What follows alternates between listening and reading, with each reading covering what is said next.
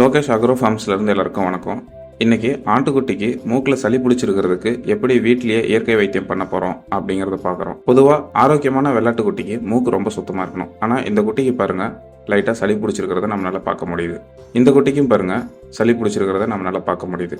பொதுவாக சளி பிடிச்சிருக்கிற குட்டிங்க தீனி கம்மியாக எடுத்துக்கும். ஆனால் நமக்கு இது ஆரம்பங்கிறனால தீனி எடுக்கிற பிரச்சனை இல்லை. இதுதான் தும்பச்செடி. இது வெள்ளை கலரில் பூ பூக்கும்.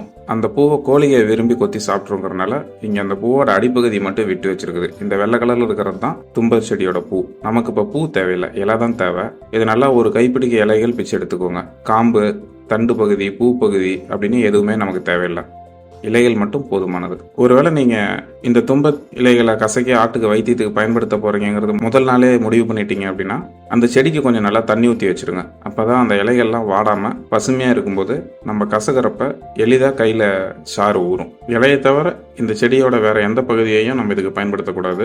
இதுக்கு முன்னாடி ஆட்டுக்கு சளி பிடிச்சா போடுற டேப்லெட்டை பற்றி ஒரு வீடியோ போட்டிருந்தேன்.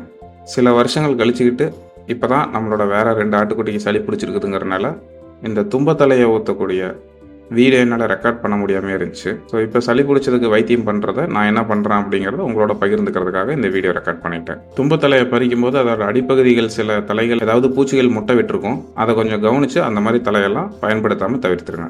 தலையெல்லாம் சேகரித்து முடிச்சாச்சு. இப்போ இதை அப்படியே கையில் போட்டு உள்ளங்கையில் வச்சு பொறுமையாக கசக்கிக்கிட்டே இருங்க. ஒரு அளவில் சாறு வர ஆரம்பிச்சிடும். இப்போ என் கையில் சாறு ஊறுறதை நீங்களே பார்க்கலாம். இந்த சாறு ஊறுற நிலைமைக்கு வந்ததுக்கப்புறம் இதை நல்லா இறுக்கமாக போட்டு பிழிறேன். ஸோ டம்ளரில் தும்பத்தலையோட சாறு சொட்டு சொட்டாக சொட்டுறதை நீங்கள் பார்க்கலாம். இப்போ தான் நிறைய வந்திருக்குங்க. இந்த அளவுக்கே போதுமானது.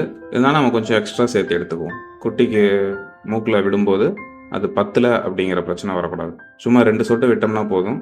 குட்டி தும்மல் போட ஆரம்பிச்சிடும். அந்த தும்மலோட ஒன்றா சளி வெளியே வந்துடும். நம்ம சேனலில் விவசாயம் சார்ந்த நிறைய தகவல்களை வீடியோக்களாக போட்டுக்கிட்டு இருக்கிறோம். எனக்கு உங்களை மாதிரி எல்லா பார்வையாளர்களோட ஆதரவும் தேவை.